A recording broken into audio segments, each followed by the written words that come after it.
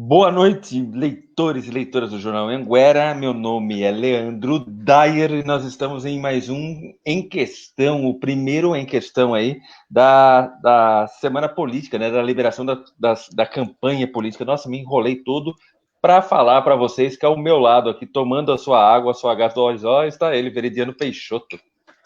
Não estou tomando água Veri. Já ouviu falar dessa água? Hein? Já ouvi falar da água Veri. Já, Veri, então. Estou tomando a Veri aqui. Boa noite, Lê, tudo bem? Boa noite, tudo bem? Veri, começamos aí, demos a largada então para as campanhas eleitorais, né? Como nós já tínhamos adiantado a partir do dia 27 de setembro, que foi exatamente a data de ontem, no domingo estava liberado as campanhas eleitorais. Mas antes de falar disso, a gente tem um tema importante para falar, que também são os números do Covid.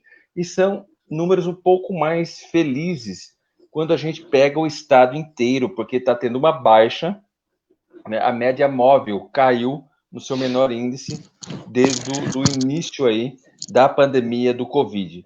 Em Santana de Parnaíba, na nossa querida Parnaíba, os números são 12.646 casos suspeitos, 3.206 confirmados e 101 óbito, infelizmente. Uma notícia não tão boa, mas também não tão ruim, é que da semana passada para essa semana, tivemos apenas aí um óbito. Então isso já mostra que estamos aí em plena melhora, né? O pessoal tem que tomar uma consciência a mais, mas está bem legal. Que manda, então? Bem legal. Não, bem legal é a queda móvel caindo, essas coisas todas, né? Me traz uma certa luz no final do túnel. Eu consigo respirar esperança, Veridiano. Tá, mas sabe o que me chama a atenção disso daí, Lê? É o seguinte, né? Vamos lá, os números. Na realidade, o Brasil está seguindo uma tendência, né? Principalmente o estado de São Paulo, que foi o primeiro estado a ter esse pico, né? E aí nós sabemos que São Paulo, a cidade mais populosa, é um vírus importado e com certeza ele chegou aqui ou via aeroporto ou via porto, né? São as duas portas de entrada aqui no Brasil.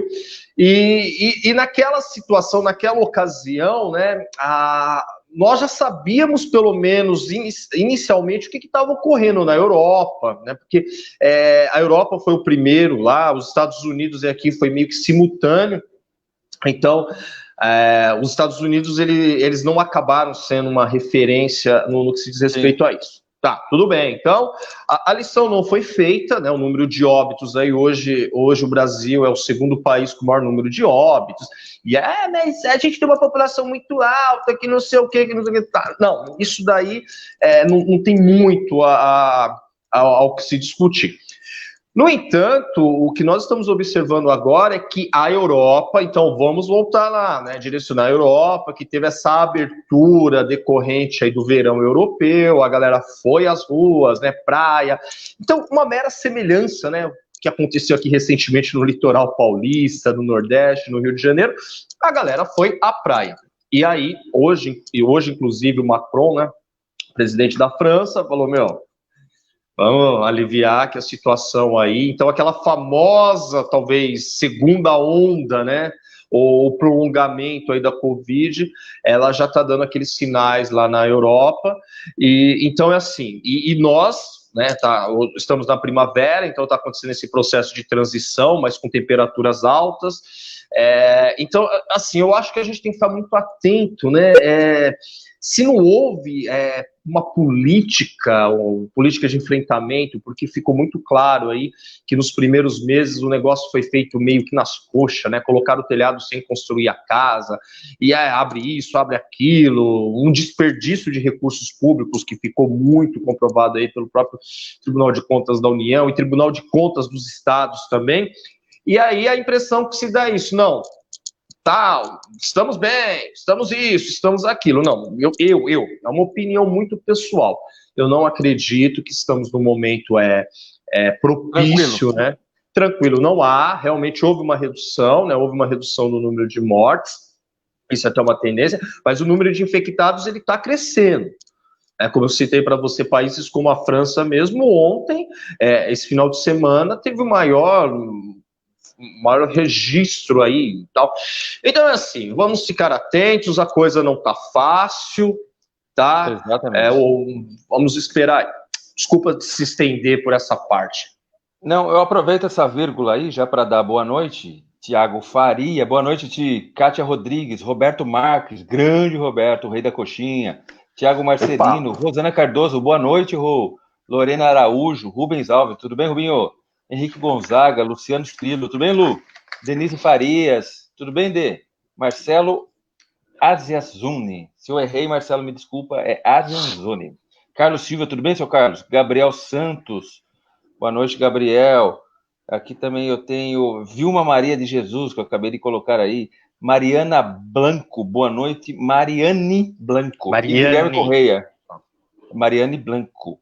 Guilherme Correia, boa noite, Gui. Roberta Munhoz, tudo bem, Berta? Faz tempo que nós não conversamos. Mas, Veri, é o seguinte, do mesmo jeito que abriu, né, o prazo oficial para as campanhas eleitorais, também abriu-se a temporada de especulações, né?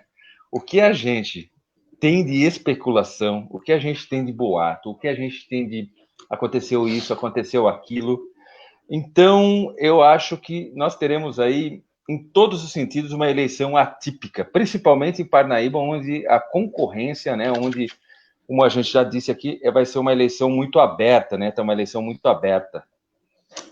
Não, na realidade é o seguinte, né? A eleição, as eleições, eu considero um momento ímpar, né? Um momento único, principalmente essas municipais, porque especulação, história, dossiês, enfim, ela é muito rica, né? Há uma produção aí dentro das eleições, as lendas e também candidatos, né? Candidatos que é muito legal quando você sintoniza os programas eleitorais gratuitos, que infelizmente Santana de Parnaíba não é veiculado, as cidades da região oeste, na realidade só a capital, né? E você vê Sim. cada assim. Mas enfim, realmente já começa. E aí a gente tem que diferenciar essa questão dos boatos, as questões das especulações, as questões das mentiras. Então é assim, hoje nós temos lá 5 pré-candidatos, né, que estão lá registrados no Divulga Cand, que é em ordem alfabética, é o Daniel, o Danilo, a doutora Juliana, o Marcos Tonho e o Silvinho Precioli, correto? Está lá no Divulga Cand, e os 341 pré... 31, não é? É 31? São 331 pré-candidatos. Eu estou com as minhas anotações aqui, tá, mas a gente corrige. Então, são 331 postulantes, aí, pré-postulantes. Mas aí, hoje até mesmo, né, uma amiga me perguntou, tá tudo certo? Não tá tudo certo, né? Esse daí foram as pessoas que registraram, então vai ter aquela questão de deferido, indeferido, deferido com recurso, indeferido. Então, com certeza, esse número ele não tende a aumentar, né? Ele tende, de repente, a diminuir ou a ficar isso daí. Então, quando você fala das especulações, elas são, como eu te falei, elas são muito ricas, né? Então, tá acontecendo isso, olha, aconteceu aquilo, e tal candidato, mas peraí, tal candidato pode se candidatar, mas o fulano disse isso, disse aquilo. Faz parte do jogo, né? Isso daí ocorre e sempre ocorrerá, como eu falei. Mas aí o que nós vemos na questão de Santana de Parnaíba é a questão dos números, né? E discutir um pouco desses números aí, e discutir pelo menos essa pré-campanha que ocorreu na semana passada, e a campanha teórica, a campanha oficial, que é aquela que a pessoa já tem um número, já pode pedir o voto, enfim. Eu fiz aqui umas anotações. Tá muito perceptível que os pré-candidatos ainda não estão fazendo aquele uso intenso das redes sociais, pelo menos aqui em Santana de Parnaíba. Em outras cidades, eu tenho observado que, vez ou outra, tá lá. E quando eu falo os candidatos, eu não estou falando os apoiadores, tá? Estou falando propriamente o candidato, né? Os candidatos. A doutora Juliana, vez ou outra, coloca um vídeo. O doutor Danilo, ele optou em fazer takes, né? Com um fundo lá do Chroma Key da cidade de Santana de Parnaíba, discutir alguns assuntos do dia. O Daniel, eu percebi que ainda está tendo uma ausência. O Silvinho, você quer saber alguma coisa do Silvinho, você vai na página dos apoiadores. O Marcos Tonho, não sei se eu esqueci de mais alguém. O Marcos Tonho, na realidade, é compartilhamento das publicações do Elvis que está ocorrendo nisso daí. Tá, então eu acredito que agora vai haver realmente essa guinada, que a rede social ela vai tomar aquele espaço, pelo menos aquele espaço previsto, né? Já se falava que uma tendência que as redes sociais, ainda mais numa situação como essa, de aglomerações que não são permitidas, enfim. E aí tem as histórias, que eu gostaria que você citasse aí o... Não, o que é muito engraçado o que acontece, que existem diversas histórias, né? Diversas histórias, das mais geniais, as mais criativas, tipo Manuel Silva, até aquelas que eu acho que tem um pouco de um fundo mesmo, como que eu falo, venenoso, né? Então, a gente tem aí milhões de exemplos como aquelas, tal candidato não pode ser, não vai conseguir a candidatura, homologar a candidatura, outros candidatos não vão conseguir fazer isso, outros candidatos não vão querer aquilo. Candidatos, tal fulano ameaçou fulano não sei do que, né? Melhor a gente não dar nomes aqui, para a gente não sofrer de processo. Mas fulano trocou de partido. Fulano trocou de partido. Olha, você soube que fulano trocou de partido também? Caramba, cara. Esse final de semana vieram perguntar para mim, você sabia que tal candidato não é mais porque trocaram o candidato? Eu falei, gente, não dá tempo para trocar candidato, não é assim tão fácil, né? As coisas não são tão fáceis assim. E é uma coisa que às vezes acaba atrapalhando o decorrer natural das coisas, né? Porque a gente passa a viver a pós-verdade, né? Que não é nem uma verdade, é uma mentira de verdade, né? Então eu sempre falo, olha, dá uma olhada. E o cara, ele manda assim, olha, fulano de tal mandou para mim, é fonte segura. A gente ouve isso, acho que milhares de vezes por dia, né? Pessoal, olha, do Anhanguera, publica aqui que isso é fonte segura. Tá. Não, assim, uma coisa que é muito pertinente, até eu acredito que o papel da imprensa, né? Na realidade, a imprensa, se você verificar em termos de produção, a imprensa ela produz pouco, mas ela transmite muito. Então é assim, cara, você está com dúvida, digita lá no Google DivulgaCand, né? Que é o site da divulgação da candidatura, e ele, nesse momento agora, ele está sendo a principal fonte de informação que nós, aqui do Anhanguera, inclusive algumas matérias aí. Então, você quer saber o que o seu candidato tem de patrimônio? Vai lá aqui no DivulgaCand. Está marcado o que ele tem, o que ele declarou de patrimônio. Então, se você quiser fazer o comparativo com eleições anteriores, como nós fizemos, você vai lá. Você quer saber a nacionalidade, não, a naturalidade do seu candidato, você vai lá. Você quer saber a idade do seu candidato, você vai lá. Formação, se ele tem curso superior, se ele não tem, enfim, está tudo lá disponível, gente. Então é assim, no caso dos prefeitos, são 5 lá que estão relacionados, e lá os 331 vereadores, pré-candidatos a vereadores, que vai muito nisso daí, tá? Então, e aí a gente entra numa circunstâncias, que inclusive, entra numa seara, né, que hoje até nós publicamos, que esta eleição, se manter os números de 331 postulantes, ela vai ser a eleição mais acirrada da história de Santana de Parnaíba. Sim. Falo acirrada pelo seguinte, eu consegui pelo menos fazer um levantamento de dados até 2000, né, dos sites acho que 2000, tá? Aí vem 96 e depois vem 92, pelo site do SEAD, e aí vem 88, que aí ainda você está no processo de mandatos estendidos no final da década de 80, mas nós tiramos como referência o ano 2000, tá? Beleza. E aí o que acontece? A gente começa a perceber, e isso é um indicativo muito interessante, né? Então, entre lá 92, 96, 2000, 2002, 2006, né, 2002, 2002, 2000, não, vamos voltar. Vamos lá, 96, 2000, 2004, 2008. até esse período, você percebia que o número de candidatos, ele era relativamente baixo, né? E aí, mas tudo bem, Santana de Parnaíba tinha poucos eleitores, tinha uma população, mas você faz a proporção de cadeiras da Câmara pelo número de candidatos. Então, até 2008, a pessoa que queria, né, o homem ou a mulher que queria lá uma vaga na Câmara, eram 10, para cada vaga haviam 10 pessoas disputando. Então, 10 pessoas, imagina, disputando uma vaga. Quando foi em 2012, já houve um aumento, Em 2016, isso intensificou. Em 2020, aí quase 20, né? Então, assim, hoje tem quase 20 pessoas disputando uma vaga no Legislativo. Tá?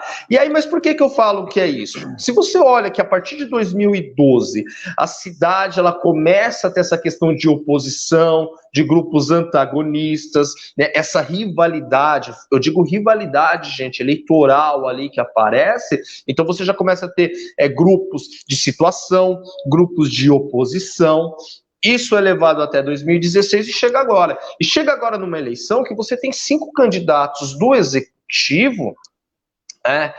E está aberta, é uma eleição que está aberta, são nomes aí, você tem aí nomes conhecidos, né? Você tem nomes conhecidos, no caso aí vamos dizer o Marcos Tonho é um nome conhecido, o Silvinho é um nome conhecido, e aí você tem o doutor Danilo, que pode não ser tão conhecido da grande população, mas é um funcionário público que atua em Santana de Parnaíba na área da saúde. Você tem o Daniel também, que atuou como assessor parlamentar do Dr. Rogério na Câmara, tá? Sim. Então, tá aí, cada um com o seu pensamento, com a sua forma de ver a cidade, com as suas propostas. E, consequentemente, o Legislativo, ele vem puxando isso também, né? Então, até nós fizemos fizemos até um certo levantamento, né? Qual a importância desses pré-candidatos para a eleição no Executivo? Certo? Qual que é realmente a dimensão que nós passamos a ter em relação a isso? Então, você olha, o pré-candidato Marcos Tonho, a coligação, apesar que não há coligação para a eleição de vereador, tá, gente? Deixar isso bem claro. Mas, assim, são 191 nomes que estão, teoricamente, vamos deixar isso bem claro, teoricamente, com o Santinho ao lado do Marcos Tonho, que são partidos apoiadores do pré-candidato Marcos Tonho. E aí, em segundo, vem o Silvinho, com 54, vem depois o doutor Danilo com 51, vem o Daniel com 10, e vem a doutora Juliana, que o PRTB só lançou a pré-candidatura de um único vereador. Tá, então, postulante, vamos lá para matemática. Postulante. Vamos lá, eu tenho 191 pessoas dentro desse universo, tá? Então, vamos tentar imaginar se a média de votos de cada um desses foi em torno aí de 200 votos. Né? Se for 200 votos, a média, vezes esse número 191, você vai chegar lá praticamente a quase 40 mil votos, correto? Sim. Certo? Quase 40 mil votos. Tudo bem, esses vereadores aí, esses postulantes vão ser responsáveis por 50%. Eles vão conseguir trazer 50% dos votos. O que significa isso?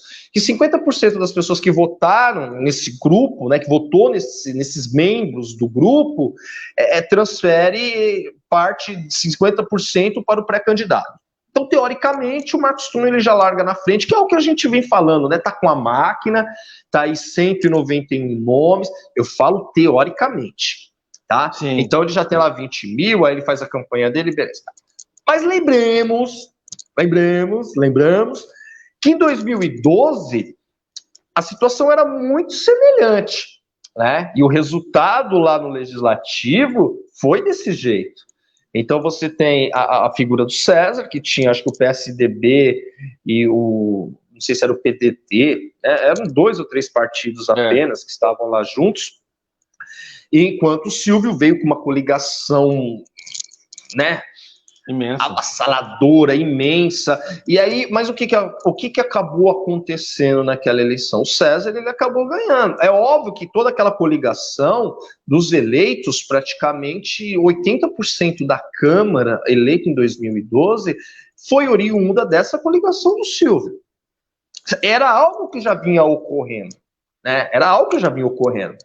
Como eu falo aí de 2006. Então, quando ocorreu isso em 2012, mas espera aí, vamos fazer conta.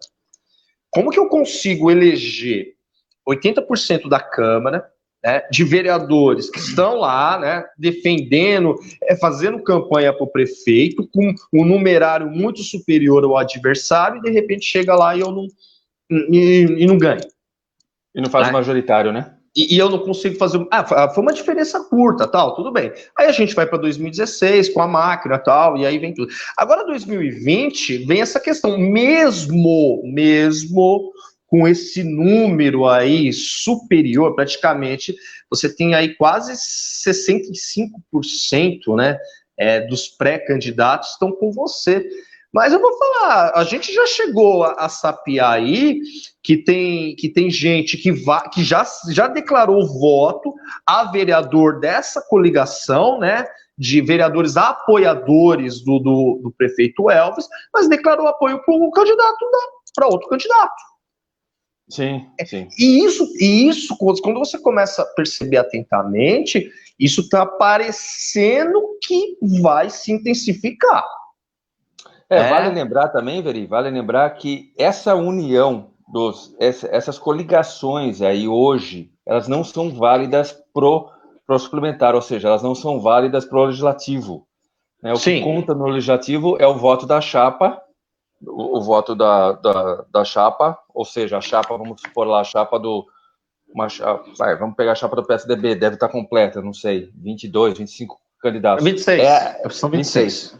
É a soma daqueles candidatos, daqueles valores que vai contar aí para o que a gente chama de quociente eleitoral ou quociente partidário também, né? Que é um segundo.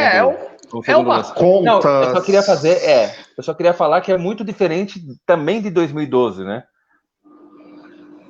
Sim, porque sim. A coligação em 2012 ajudava muito. O próprio candidato aí do majoritário hoje indicado pela situação teve 472 votos, né? Então foi eleito o que a gente chama de puxar, né? Era puxado. Hoje não vai ter mais isso. Né? Você lendo e até ouvindo especialistas, essa questão de falar, olha, não vai haver, porque assim, essas coligações na realidade, elas beneficiavam muito esses partidos pequenos. Então, só para você ter uma ideia, de 2016, a coligação formada pelo PSDB, isso no caso de vereadores, PSDB, PRB e PROS, teve 12.195 votos, equivalente a 20,95%. O PHS e o PSC, vamos lá, PHS e PSC. O PSC, na época, o pastor Ebenezer e a Sabrina Colella, que tiveram uma votação, principalmente a Sabrina, uma votação boa, né? Boa. E o pastor Ebenezer conseguiu eleger o Nilson, o atual presidente da Câmara, que teve uma votação muito aquém. Muito aquém. Aí você teve o Solidariedade, o PPL e o PTC. Solidariedade estava lá o alemão e me parece que a vereadora Neuci. 16%, 9.327. E aí você tem a maior coligação naquele instante, que era a coligação em número de partidos ali. Você tem o DEM, né, que foi o partido do Silvinho Peccioli, você tem o PTB, você tinha o PMDB, você tinha o PPS e você tinha o PSB. Tá? Que ela teve aí 13,78%, 8.023 votos. Se a gente olha disso daqui, desse cenário, quem que foi eleito aqui? Que eu me lembro, visto então, do PMDB e do PSB, o Magno Mori. Tá? Se eu não tiver aqui errado, porque o DEM, me parece que ele não fez vereador essa daí. E aí você tem o PDT, PCdoB e PV. O PCdoB aqui fez o Dr. Rogério. Aí você tem o PTN, o PR e o PRTB. Olha que coisa. ele teve 4.815 votos, essa coligação, que hoje o PTN hoje é o Podemos. O Gino foi eleito aqui, tá? Foi eleito e aí você tem aí você tem o PEN, o PSDC e o PRP. PEN fez o Ângelo da Silva, 4.179 votos. E aí você tinha o PMN, o PSL e o PTB, que era aquela coligação do Nunes Ambiental, que não fez assim tanto. E aí você tem o PSDB, o PRP e o PROS. O que foi feito aqui? Tudo do PSDB. Então, se você traz esse cenário agora, se a gente for para somar aqui PSDB, PRB e PROS, desses 12 mil votos, quantos que o PSDB obteve? Muito mais.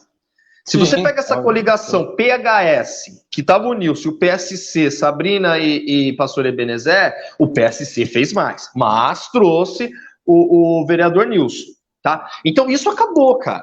Então isso acabou agora, né? Quando você olha, então a gente vai até por partido. Olha isso que eu estou te falando. O PSDB na última eleição ele teve 10.818 votos. A coligação que ele fazia parte teve 12 mil. Ou seja, ele sozinho representou aí praticamente quase 85%. Solidariedade, que o Alemão da Banca foi o vereador mais votado. Tá? O PHS, me desculpa, o PHS ele teve mais votos que o PSC, mas aqui me parece que o Ivan Granha teve uma votação boa, que estava na época no PHS, o Nilson. Mas assim, o partido em si sozinho, ele não conseguiria, de repente, eleger o número. Então foi feito aí essa coligação. Então isso vai acabar, né? Isso vai acabar. E hoje, quando nós falamos quem seriam esses partidos cabeças, os cabeças de chave, como se fosse futebol. Então você coloca o PSDB, é o partido do prefeito, né? É o partido da situação. Você tem aí o PSD, que é o partido do Silvinho. Você vai ter o PTB, que é o partido aí que vai, do doutor Danilo, e aí o PSC também, tá? Que são esses partidos. E aí você tem o Avante, né? O Avante, que é o Alemão da Banca, e me parece que tem mais uma, não sei se é a vereadora Neuci ou é a vereadora Sabrina, que tá no Avante. Então é assim, agora, outros partidos que não têm, primeiro, não são partidos grandes e não são partidos que, de repente, têm aquele cabeça de chave, eles poderão ter uma certa dificuldade. Mas tudo pode, realmente, tudo pode acontecer, mas os números mostram aqui, até mesmo questão de coligações, que esses partidos grandes, eles conseguem angariar mais voto. Então, mesmo os candidatos deles, quanto voto de legenda, tá? Sim. E aí entra um outro personagem interessante aí, que é o PT também, né? Porque com a desistência do André Bastianon para o executivo, ele entra para o legislativo, pode ser realmente, a gente não sabe ao certo, o André ele vai sair vencedor. Não dá, a gente não sabe quem vai ganhar e quem vai perder. Mas é um personagem que ele entra agora, o PT, um personagem que entra que em outras eleições ele não aparecia muito nisso daí. Então nós temos uma composição de Câmara aí com 17 vereadores, e aí você tem o fim dessas coligações, você tem o PSDB hoje, que ele tem aí, que no meu ponto de vista, o cabeça de chave do PSDB vai ser o Gino, né? Vai ser o Gino, que é um vereador que já vem aí pelo menos com 2 eleições pelo PRTB dele lá, votações expressivas, porque o Marcos Tonho saiu, tá lá como candidato a prefeito. O Ronaldo Santos não é candidato, né? O Elvis também não é candidato. O Adalto, a sua primeira aí, a gente não sabe como que vai ser a guinada. O Amâncio saiu. Então, assim, o Gino é aquele tipo que chegou agora e já sentou na janelinha do partido, né? Já tá pras cabeças. Já tá nas cabeças. Só fazer 2 adendos aqui. O PSC hoje, que então era a situação, agora passa a ser oposição, com uma chapa também bem completa. O PEN não existe mais, no lugar do PEN entrou o Patriotas, que hoje também faz parte aí da situação. Da base da situação. Da base da situação. Eu aproveito para dar boa noite para o Thomas Yamamoto, para o Isaías Moraes, para a Juscelia Costa Moto, boa noite. Milton Araújo, grande Milton. Diego Dias, boa noite. Tiago Marcelino, boa noite também. Carlos Sedano. para Bruna Santiago. Boa noite, Bruna, tá sempre aqui com a gente. Ivan Sensoni, meu amigo, grande Ivan, passamos aí hoje, o final de semana aí, conversando. Marcelo Mendes, meu brother, Thomas, eu já falei. E a Maria Aparecida Branco, a Maria Aparecida, a Cida, que inclusive é candidata a vereadora pelo PCdoB, que está trazendo aí as candidaturas coletivas, que é uma outra surpresa que a gente vai ter aí nessas eleições, da candidatura, que é diferente. O PC, é engraçado, assim, o PCdoB ele tem uma tradição de fazer vereadores, né? Ele já fez lá no passado o professor Hélio, né? Que hoje está no MDB, e aí fez o doutor Rogério 2 vezes, aí o Cadu era também, o Cadu sempre foi ali o suplente bem votado, e com a cassação do mandato do doutor Rogério acabou assumindo, e hoje está no Republicanos, né, junto com o Luciano Almeida. Eu não tenho certeza, acho que é Republicano. Acho que junto com... É Republicano. Então, assim, o PCdoB também é um partido que, se você pega o histórico dele, é um partido que faz vereador em Santana de Parnaíba. Então, assim, tá muito aberto, cara. Assim, falar, quem que vai compor esses 17 lugares? Não sabemos. Não sabemos. O PSB faz uma troca que o Magno Mori ele sobe para ser pré-candidato a vice do Silvio, mas o irmão dele, Pedro Mori. Então, olha aí, mas tem 3 ausências aí, né? Que seria do Magno Mori, do Marcos Tonho e do Ronaldo, mas teoricamente são 2. Quem que vai preencher essas 2 vagas do PSDB? Certo? Porque são 2 vagas, do Ronaldo e do Marcos Tonho. Do Marcos Tonho. Do Marcos Tonho. 3, né? Porque o Magno Mori já tem o Pedro Mori, você já contou. Dentro do PSDB, né? O PSDB ele teve 2 perdas aí. Teve 2 perdas. E aí, como que você vai fazer essa substituição? Se você olha realmente o quadro. Por isso que eu falei, o quadro hoje do PSDB tem como liderança aquele cara lá que talvez vai ter uma votação expressiva, é o Gino, que chegou agora e falou, a janelinha é minha e deixa aqui. Adalto, senta do meu lado, que nós, como diz, nós tem mandato, né? Então, e essa composição aí? Então, assim, será que o PSDB está no bom momento de receber uma votação expressiva daquele voto de legenda? Como que tá?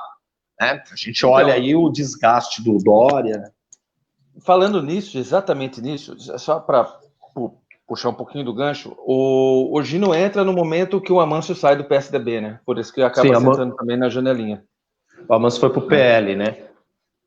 E aí a gente aproveitando aí, deixa eu aproveitar só esse gancho aí do senhor do PSDB para uma coisa que eu notei nas redes sociais, que foi um apagão do PSDB.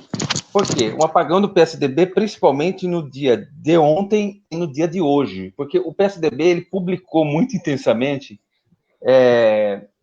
a sua atuação aí durante a pré-campanha, que ainda era pré-campanha, durante o sábado. A gente viu aí uma maratona, né, dos candidatos, do pré-candidato do PSDB e também do prefeito, andando praticamente aí, a gente pode falar de um canto ao outro da cidade. Isso aconteceu de uma forma muito intensa e foi muito visualizado aí nas redes sociais, né, principalmente aí no Facebook. Eu vi um pouco também no Instagram, mas principalmente pelo Facebook. Se aventou-se, né? A gente não sabe de verdade, mas aventou-se aí que teríamos uma carreata e também um adesivaço no domingo. De repente não aconteceu nada, nem a carreata e nem o adesivaço no domingo, no dia de ontem. E do domingo para cá, da manhã do domingo para cá, a gente não viu mais nada do PSDB nas redes. Você percebeu isso, Veri?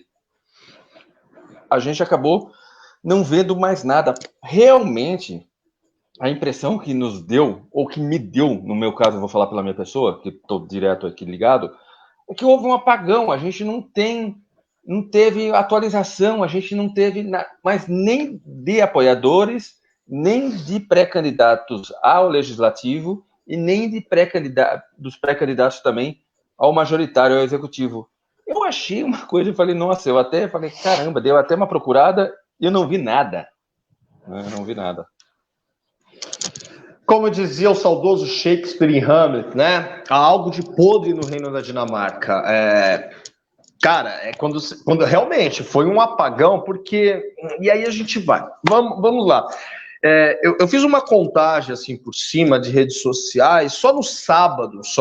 Eu tô falando disso do Elvis, tá, gente? Eu não tô falando do Marcos Tonho, porque, como eu disse no início, essa ligação muito próxima, o pré-candidato a prefeito, ele acaba compartilhando na página dele o que é produzido pelo prefeito, tá? Então, assim, como eu falei, eu acredito que mais para frente vai haver essa autonomia, né? De repente, do pré-candidato sair sozinho, fazer seu registro sozinho e tal.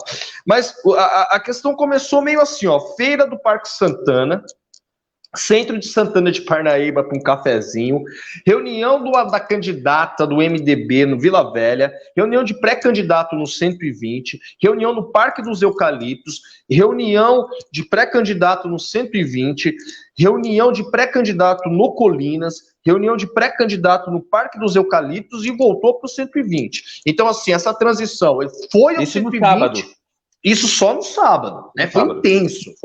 E aí, se a gente retoma que logo após que foi feito o anúncio, o Elvis foi com o Marcos Tonho na Feira da Fazendinha, tá? E aí você pega na semana, na sexta-feira, reunião no São Pedro, na quinta-feira, reunião no Residencial 6, na quarta-feira, reunião com o MDB, Patriota, PL, Republicano, na terça-feira, reunião com Democratas e Avante, na segunda, reunião com o PSDB, e a reunião com profissionais da beleza, reunião no Savana, enfim.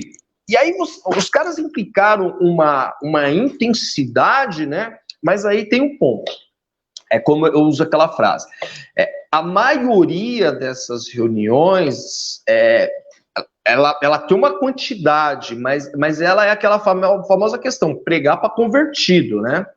Não foi assim, com exceção, aí teve a questão do terminal rodoviário, que eles foram lá no ônibus e então você tira no terminal rodoviário as duas feiras, a da Fazendinha e do Parque Santana, todas as outras reuniões foram de pré-candidatos, o que faz parte aí desse 191, que teoricamente estão apoiando e vão trazer os eleitores deles, vereadores, para apoio ao candidato, né? Ao pré-candidato do governo. Então, assim, reuniões fechadas. Mas, a intensidade com que foi feita, e isso é um ritmo que nós já falamos pelo menos há 2 anos, o Elvis tem esse ritmo, né? Tal. Críticas, sim. Agora, uma coisa que não pode se falar bem assim, o Elvis, ele não gosta de sair à rua. Não. Ele é o cara, ele teve uma matéria que eu fiz uma vez que ele saiu daqui, foi numa inauguração lá em Cabreúva, foi para um casamento no Suru, foi para uma reunião do Dória quando ele era ainda prefeito, voltou, assim, o cara num ritmo alucinante mesmo, né? O Elvis é assim, e como o César também. E aí você fala do apagão, o deputado César, pelo menos há 6 dias, que ele não dá as caras nas redes sociais. Ele também não aparece, que ele também estava numa intensidade tão grande. Então começou assim, o César essa semana, a gente não sabe qual o motivo, que tem também as atribuições da Lesp, mas ele não meteu as caras essa semana para apoiar pré-candidato, nada não. Né? Então parou nisso, e aí houve esse apagão ontem no domingo. O que nós vimos agora é uma publicação do Elvis no comitê, né? Do pré-candidato Marcos Tonho também não houve aí nada. Então fica aquela questão, o que aconteceu com o PSDB entre sábado e hoje? O que aconteceu com os tucanos entre sábado e hoje? O que aconteceu? O tucano cansou, o tucano está repousando, o que aconteceu? Apagou. Né? Apagou, você não vê registros e você não vê indícios disso daí. Mas o interessante é que você também não vê registro nem daqueles que supostamente também sempre estão compartilhando, que às vezes são comissionados, apoiadores. Foi geral.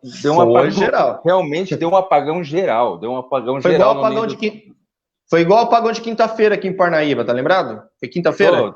De quinta-feira, energia elétrica. Quinta-feira. Isso. Foi o apagão. Deixa eu aproveitar aqui e dar o meu boa noite, o nosso boa noite para o Felipe Mota, para o Adão Gomes. Opa, setembrão do Adão. Tá acabando, hein? Vai entrar em outubro, Adão. Ivo Ramos, Carlos Sedano, que eu já falei. Alexandre Frediano, tudo bom, meu amigo? Felipe Mota também está aqui. Vamos ver se falta mais alguém aqui. Adriana Vieira, boa noite, Adriana Vieira. Felipe Gomes, boa noite, Felipe. Eduardo Ribeiro, boa noite. Marlene Aparecida, boa noite, Marlene. Lorena Araújo, o Tucano voou? Não, a gente acha que o Tucano pousou, Lorena, né? Porque deu uma descansada aí no domingo. E uma outra coisa que a gente pode começar a falar também, Veridiano, que isso você fala melhor do que eu, muito melhor, não só isso, mas é o voto do subsídio. Né? Amanhã, na Câmara, vai ter a segunda votação do subsídio. O que seria o subsídio? O que seria isso?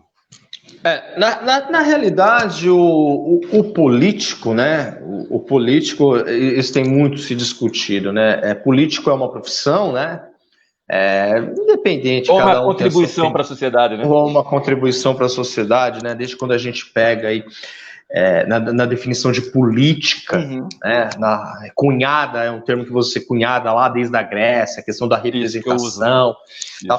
Então é assim, amanhã vai ter a segunda votação na Câmara que vai determinar os subsídios, não são salários, tá? Ficar claro. Às vezes a gente utiliza vencimentos, então é assim, prefeito não recebe salário, ele tem subsídio, ele tem vencimentos, e bem como também os vereadores. Então, já foi votado no último dia 22, né, uma votação em dois turnos, eu não sei, são duas votações, e aí vai ficar determinado que entre 21 e 24, né, o subsídio do prefeito ou da prefeita de Santana de Parnaíba vai ser estipulado em R$ 23.434,44. 23 mil.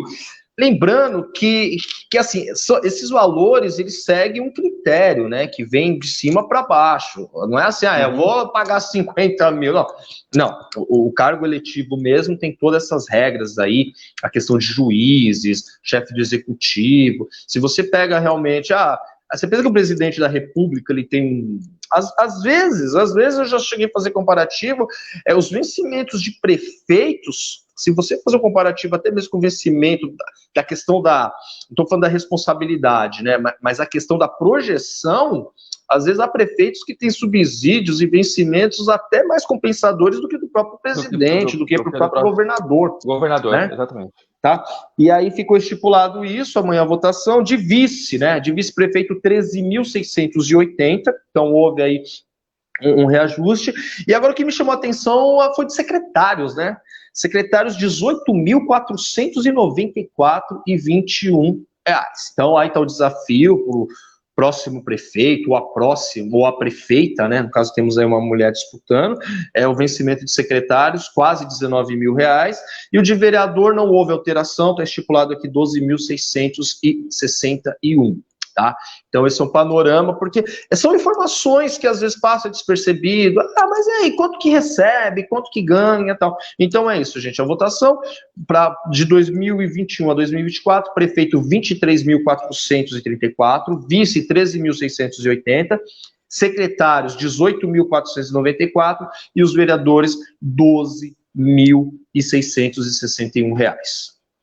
12.661, lembrando, como você disse, que é proporcional, é uma lei proporcional ao ganho do deputado estadual, no caso de São Paulo aqui. Sim, deputado estadual, e aí você tem membros do Supremo Tribunal, enfim, Mas se você analisa, né, se você analisa friamente aqui, é um recurso até que interessante, né? Não sei se por isso que se justifica a procura tanto aí de que 20 candidatos por vaga, né? Eu não sei quanto que está o critério aí de vestibular, apesar que vestibulares a disputa ela é muito maior, né? Muito você maior. Pega aí, mas é isso daqui, cara, que realmente, tá?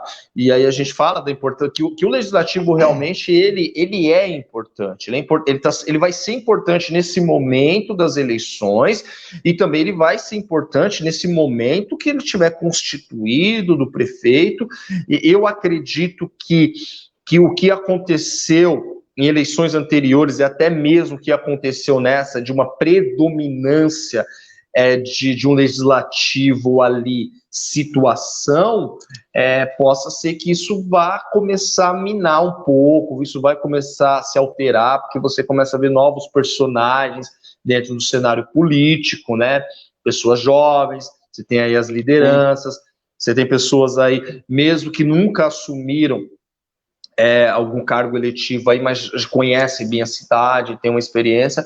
Então, não acredito que quando vinha a divulgação no dia 15 de novembro, quem ganhar e quem perder, né? Como dizia, quem ganhar e quem perder e quem ganhar.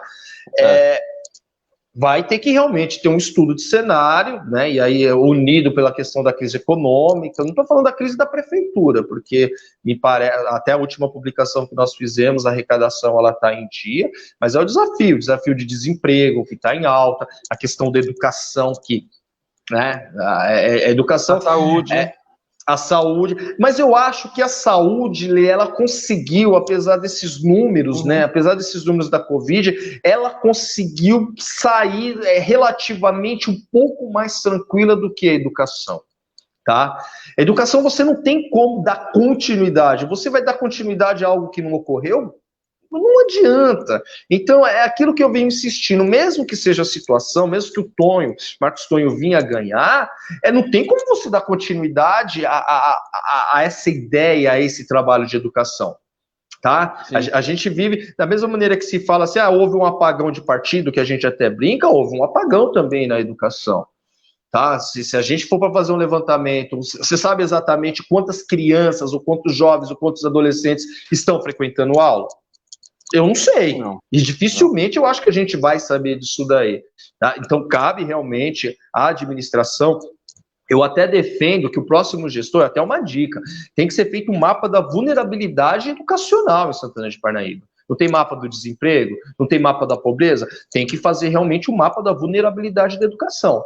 Por quê? Porque mesmo estudando, já havia uma certa dificuldade quando esses alunos eram submetidos a provas externas. Eu estou falando isso no fim do ciclo lá do Enem, tá?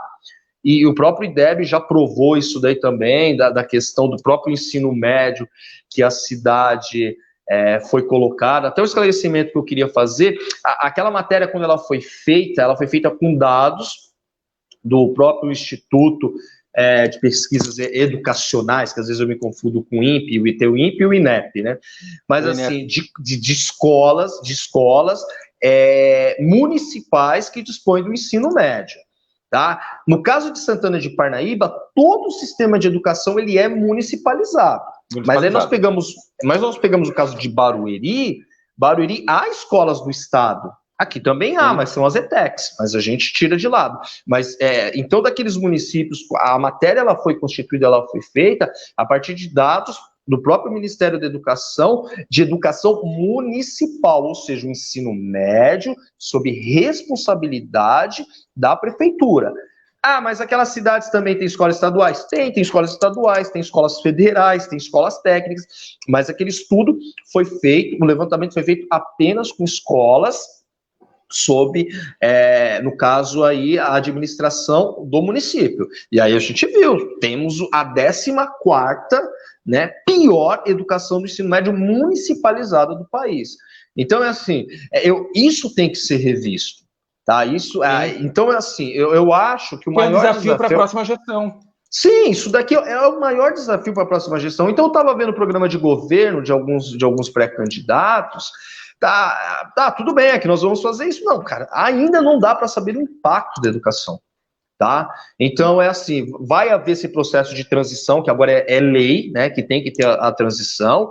Fechou as urnas no dia 16, seja quem for, seja o vereador Marcos Tonho, seja a doutora Juliana, seja Silvinho Pecioli, seja o doutor Danilo, ou seja o Daniel, eu acredito que uma das primeiras providências é chegar junto à prefeitura e falar, eu quero saber como que está o estado da educação aqui.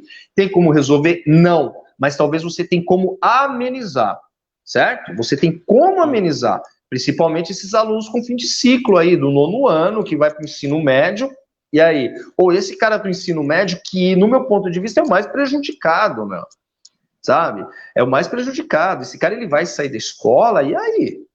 Ele vai para a vida, como diria minha mãe. Ele vai para a vida, mas aquela questão, mas eu queria prestar vestibular, eu queria isso, eu queria aquilo. Então, é uma dica, tá? Mapa da vulnerabilidade educacional de Santana de Parnaíba. Tudo bem? Por quê? Porque ela é a cidade, talvez, que sofreu maior impacto, até porque a educação ser municipalizada, tá? Então, não tem como você dividir e jogar toda a educação. Mas como os índices, os indicativos do ensino médio da cidade, regionalmente, não são os melhores, então tem que dar uma atenção especial a isso daí. Deixa eu aproveitar, para a gente estar estourando o tempo, mas dar uma boa noite aqui para o Claudio Honor Neto, para o Henrique Gonzaga, José Roberto Siqueira, grande Zé, boa noite, Valdir de Paiva, também o Alexandre, já falei, Marcos Welling, Joia Marquinho, boa noite, Tiago Marcelino também, boa noite. Deixa eu só falar uma coisa, porque eu fiz uma conta rápida aqui, mas, por exemplo, as pessoas falam muito de votar, de vender o voto, não venda seu voto, realmente não venda seu voto, porque por baixo, né, Veri? Por baixo, seu voto está valendo aí por baixo 50 mil reais, né? 23 do prefeito, mais 13 do vice-prefeito, mais 18 aí de um vereador, você dá até mais de 50 mil aí. Mas se você calcular isso vezes 48, olhando abertamente aqui vezes 48, o subsídio de um chefe do executivo em Santana de Parnaíba, quando ele completa lá o seu ciclo de mandato, eu acredito que facilmente ultrapassa R$1 milhão, né? E a mesma coisa quase do secretário aqui também, né? Se o secretário, se fazemos aqui 18.500 vezes 48, se o secretário se manter isso daí, é grana, cara. É grana. Então, por isso, Veridiano, fale aí para os nossos leitores e leitoras, não venda seu voto, não venda por R$100, não venda por uma cesta básica, não venda seu voto. Não. O seu voto é extremamente valioso e custoso para o município. Né? Custoso, sim. Quem paga somos nós, na verdade.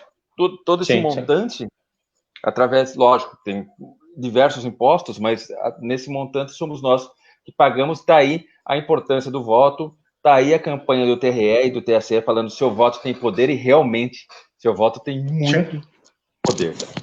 A gente não vive numa ditadura, né, meu? Então é assim, você pode não concordar com a composição da Câmara, com a composição do Senado, com o governador, mas assim, eles estão lá porque eles foram votados e legitimados. Não é igual aos Estados Unidos, a maioria escolheu. Lá nos Estados Unidos é diferente, que tem aquela questão de proporção e tal, que isso aqui, pelo menos nas eleições, no caso aqui, as eleições de vereador, né? Isso não é válido só para Santana de Parnaíba, não. Na última eleição também já teve essa questão do legislativo aí, tá? Então, teoricamente, aqueles mais votados que assumirão, tá? Então, é sempre ficar atento. E aquela questão política, gente, política não se resume em campanhas eleitorais, a política ela vai além. O que nós estamos vivenciando agora, vamos dizer, só a pontinha, e talvez não seja a coisa mais importante dentro do cenário político, né? A gestão pública, aí que é realmente... Porque assim, então eu sempre convido, vai lá no Divulga Cândido e vê que realmente o seu candidato, vê se a proposta que o seu candidato ou a sua candidata está fazendo para Parnaíba, porque já saiu propostas absurdas, né? Registradas, é interessante que são registradas, assim. Então tenta realmente analisar e ver o que condiz com a realidade. É como eu falei, eu passei o olho lá em educação e pelo menos eu não acabei identificando assim algo de falar, a gente precisa primeiro identificar, porque quando acontece uma tragédia, a primeira coisa que se faz é identificar os estragos, não é isso daí? Qualquer tragédia, identifica os estragos para depois você começar a ação. Então, para não piorar essa situação, eu acredito que os pré-candidatos a prefeito e a prefeitos aí, eles nos ouvem, né, e nos assistem, mas pensa nisso daí realmente, um carinho especial, porque qualquer nação, qualquer município, qualquer estado, a pessoa que investe na educação, ela pensa no futuro, tá? Educação e investimento. Mesmo hoje saiu a questão do Fundeb aí, que a Vossa Excelência, o presidente, está querendo fazer uso para outros fins, tá? Então, assim, eu sou um fã da educação, sou um insistente da educação, então, o orçamento de Santana de Parnaíba é compatível, tá? Orçamentos aí de centenas de milhões, tá? Se você pega o orçamento só da educação de Santana de Parnaíba, às vezes o orçamento de um ano equivale ao orçamento total de Pirapora em 4 anos, tá? Então, assim, ficar muito bem atento. Como que está sendo realmente esses recursos? A gente tem que estar realmente atento à educação. E, desculpa, gente, educação é resultado, tá? Educação tem que ser resultado, e tem que ser um resultado benéfico, não só para a pessoa, tem que ser um resultado benéfico para a sociedade que essa pessoa está. Então, não adianta, vamos só... Eu estava vendo aqui os comentários aqui, precisamos gerar empregos, sim, mas que tipo de emprego também? Subempregos? A gente tem que realmente qualificar os nossos jovens, qualificar as nossas crianças. Eu falo qualificar as nossas crianças também. Já tem que ter aquele pensamento que, assim, educação é algo demorado, Sim. tá? Você tem que ter aquela insistência, você tem que erradicar inúmeros problemas para você chegar, então, olha, eu quero ver daqui 5, 6, 7, 8, 10 anos esse meu jovem, esse meu estudante, porque assim, cara, estados mais pobres, cidades mais pobres, conseguem ter resultados satisfatórios aí nos principais. Você vê o caso de Ceará mesmo, né? Ceará, você pega os resultados do Enem, você pega os resultados do IDEB, essas coisas, as cidades do Ceará estão lá em cima. Ah, mas não, são resultados. A gente precisa de resultados. O ITA, o Instituto de Tecnologia da Aeronáutica, que é um dos vestibulares, talvez o vestibular mais complexo e difícil do Brasil, 80% são pessoas oriundas do Norte e do Nordeste. Ah, mas peraí, o Norte e o Nordeste não diz que são as menos favorecidas, mas peraí, olha que aí. Então, se você consegue fazer isso com que aquele seu filho do Norte e do Nordeste venha estudar numa instituição de excelência, quando ele retorna, o nosso Vale do Silício aqui é Pernambuco, né? A gente está lá em Pernambuco, que tem essa questão de... a cidade do Nordeste. Então, aquilo, vamos ver, vamos tirar as coisas boas. Mas aqui não é mais um relato, é mais um apelo mesmo. Antes de começar qualquer coisa, avalie o estrago. E uma outra coisa, quando você fala em investir em nossas crianças, é sim, para quando ele se tornar jovem, não ser analfabeto funcional, conseguir ler o manual e aplicar aquilo que ele conseguiu ler, tudo parte daí da educação de base, da educação daquela que fomenta toda a estrutura que vai vir pela frente, né? Porque não adianta nada você pensar numa escola técnica de programação e a criança sair e não ter condição de interpretar o mínimo para ler. Vamos ler um manual aí, vamos falar que é ler um manual. Mas às vezes hoje ninguém mais lê manual, mas tudo bem. Mas aquilo que você falou, só para encerrar, escolas técnicas, mas aí o que adianta você falar que está investindo em tecnologia se o seu aluno muitas lá vezes atrás... não, o seu aluno agora não tem acesso a nenhum aparelho para assistir uma aula remota. Que tecnologia é essa? É uma tecnologia excludente, é um discurso excludente. Né? E é o que a gente vem observando. Eu não estou falando especificamente de Santana de Parnaíba, não, tá, gente? Eu estou falando de uma maneira geral. Então, assim, estamos, graças a Deus, aparentemente saindo dessa crise. Mas se você vai ver, eu acredito que a saúde saiu fortalecida, porque muitos gestores tiveram que investir na saúde. Tá? A questão do desemprego, a questão do mercado de trabalho, foi possível ver que é possível você manter o mercado, às vezes sem a necessidade do deslocamento, né? As pessoas trabalhando em home office, de uma outra maneira. Agora não vê que a educação está estraçalhada. Talvez foi o setor que mais sofreu e sofre com a pandemia, sendo que a própria Organização das Nações Unidas já declarou isso, né? Mas, enfim. Bom, beleza? Vamos lá, a gente estourou o tempo demais, terminando com a Vilma Maria de Jesus, dando uma dica aqui, próximo às eleições, veria de anos para vereador. Obrigado, Maria, eu gosto de dar palpite. A gente termina, muito obrigado pela paciência e pela audiência de todo mundo, obrigado mesmo, sugiram, conversem, curtam aí a página do Facebook do Jornal Anhanguera, leiam também o Anhanguera lá pelo anhanguera.com.br. Até a próxima segunda-feira, se Deus quiser. Veri, boa noite, brigadão. Tchau, gente. Obrigado pela audiência, tá? Uma boa noite. Boa noite.